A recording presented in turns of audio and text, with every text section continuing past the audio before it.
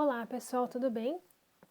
Agora a gente vai continuar falando sobre a bioquímica da saliva. Vou passar para vocês agora algumas alterações em relação ao fluxo salivar, quando tem um aumento ou uma diminuição do fluxo salivar. Nós podemos ter a cialorreia ou a cialosquiese. Qual que vai ser a diferença de uma para outra? A cialorreia vai ser o aumento da secreção salivar. Então, por algum mecanismo, eu começo a produzir mais saliva. O que pode causar esse aumento da secreção salivar? Alguns medicamentos, como medicamentos para depressão, medicamentos para emagrecimento, aumentam a secreção salivar. O que mais que pode gerar esse aumento? Quando o paciente coloca, por exemplo, um aparelho fixo ou móvel ou uma prótese na boca, o organismo dele vai entender que tem alguma coisa estranha ali e vai começar a produzir mais saliva. Quando o paciente instala um aparelho fixo, naquele mesmo dia, ele pode até sentir que ele está babando demais ali, justamente por ter um corpo estranho que a boca ainda não entendeu o que é. Passou aquele período de adaptação, a saliva volta ao normal. E a cialosquiese? A cialosquiese é a diminuição da secreção salivar. Então, eu vou produzir menos que o normal. O que vai causar isso? Uso de medicamento, os mesmos. Medicamento para depressão, medicamento para emagrecimento. Alguns causam aumento, outros causam diminuição. A radioterapia em região de cabeça e pescoço. Por que a radioterapia vai diminuir a salivação? Quando eu faço radioterapia em região de cabeça e pescoço, essa radiação vai atingir as glândulas maiores, que é a parótida, submandibular e sublingual, que são as glândulas que mais produzem saliva. Quando a radiação atinge essa região, danifica ali um pouquinho essa glândula e o organismo começa a produzir menos saliva, tem mais dificuldade da saliva chegar na cavidade oral. O paciente com HIV também tem uma diminuição salivar e o paciente diabético. O paciente diabético ele acaba sendo um problema porque ele não consegue tratar isso, ele vai sofrer com a diabetes e vai sofrer com a diminuição da saliva o resto da vida. A mesma coisa o paciente com HIV. O paciente com radioterapia não. Passou aquele período, o organismo se adapta e aí volta a produção de saliva normalmente. E a xerostomia? A xerostomia ela é uma cialosquiese um pouquinho mais grave.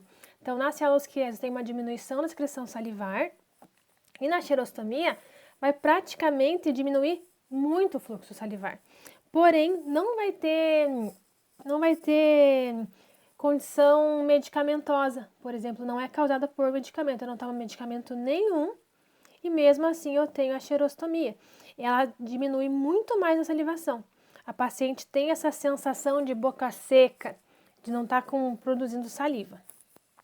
Pode ser por condições fisiológicas do organismo dela, patológicas por alguma doença, local também por alguma doença, porém dentro da mucosa oral, ou sistêmica quando for do organismo da pessoa.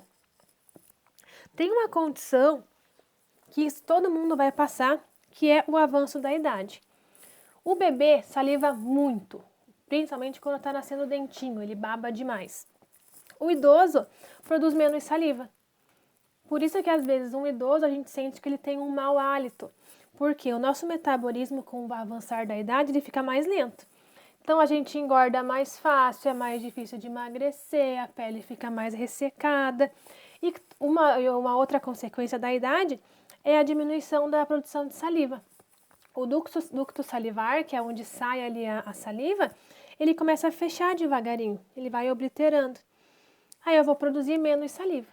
Quanto menos saliva eu tenho na boca, eu fico com ela mais ressecada, eu vou ter chance de ter mau hálito, doença periodontal, doença cárie. Justamente por isso, pela diminuição da produção de saliva. O que a xerostomia vai causar no paciente, então? Ela vai causar a sensação de secura, sensação de boca seca, falta de lubrificação e umidificação nas células epiteliais, né? Então a nossa boca tem células epiteliais na bochecha, na gengiva, podendo ter lesões, principalmente em região de bochecha, diminuição das defesas presentes na saliva, porque A saliva ela vai fazer defesa. Ela vai diminuir a proliferação de germes. Se eu não tenho saliva, diminui as minhas defesas. Induz ao aumento do número da cárie, porque a saliva vai fazer a autolimpeza da boca também, se eu não tenho saliva. Aumenta o acúmulo de placa. Mau hálito e surgimento de aftas, porque vai gerar mais lesão, consequentemente eu vou ter uma maior chance de gerar afta na região. Tem como eu tratar isso? Tem como eu controlar. Não tem nenhum remédio que eu vou dar para o paciente que vai fazer essa xerostomia sumir. O que eu posso fazer? Estímulo mecânico. Então, o paciente vai mastigar mais, vai mexer mais, e quanto mais eu mexo a minha boca, quanto mais movimento mecânico eu faço, eu vou induzir a minha glândula a produzir mais saliva. Tem a opção de usar cialogogos, é o nome, que é um chiclete sem açúcar. O paciente fica mastigando, mastigando, mastigando só pela movimentação. A ingestão de líquidos, água e derivados do leite, para poder o corpo ter mais líquido e poder produzir mais saliva também. Ingestão de fibras e higiene bucal. Então, escovação, fio dental, consulta periódica no dentista, para esse paciente conseguir controlar. Ele vai conseguir tratar? Não, ele vai só conseguir controlar essa doença.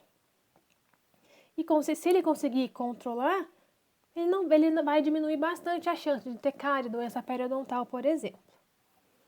E as funções da saliva, então, quais são elas? Passando uma por uma aqui, vocês vão ver que são várias funções que a saliva tem. Por isso que é tão importante a gente ter uma produção de saliva adequada.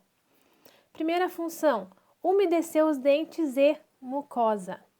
Então, ela vai umedecer, consequentemente, não vai danificar as células epiteliais e eu não vou ter lesões na minha boca. Proteção das mucosas e dentes por lubrificação. Bochecha, gengiva, dente, língua, assoalho, palato, é todo protegido pela saliva.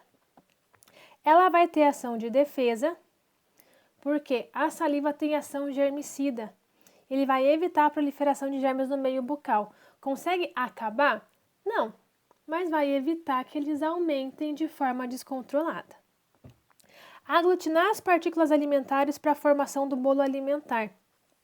Vocês lembram da aula passada que nós temos secreção serosa e secreção mucosa.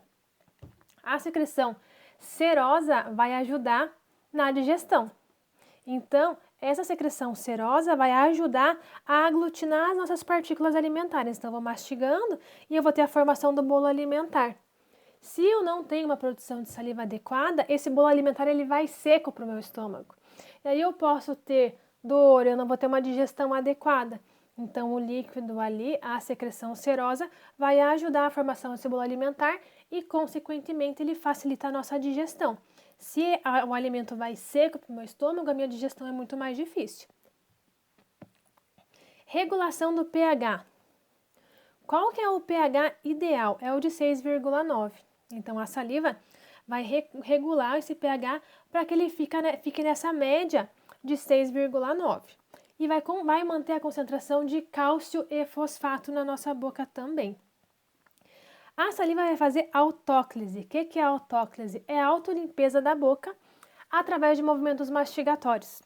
Então, conforme eu vou falando, eu vou conversando, vou mastigando, ela vai fazendo uma autolimpeza. Não significa que eu não preciso escovar o dente porque a minha saliva vai fazer autolimpeza.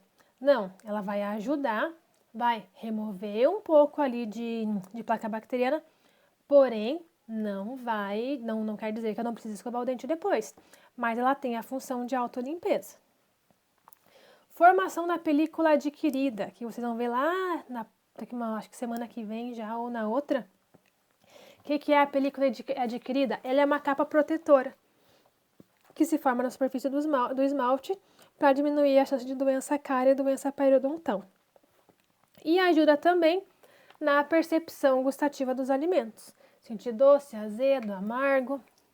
Cada região da língua, vocês viram isso às vezes na época do colégio, cada região da língua a gente sente mais doce, mais azedo ou mais amargo. Tá? A saliva vai ajudar junto para eu sentir o gosto dos alimentos. Tranquilo? Se tiverem alguma dúvida, mandem ali para mim que eu já respondo e vejo se tem atividade em seguida. Né?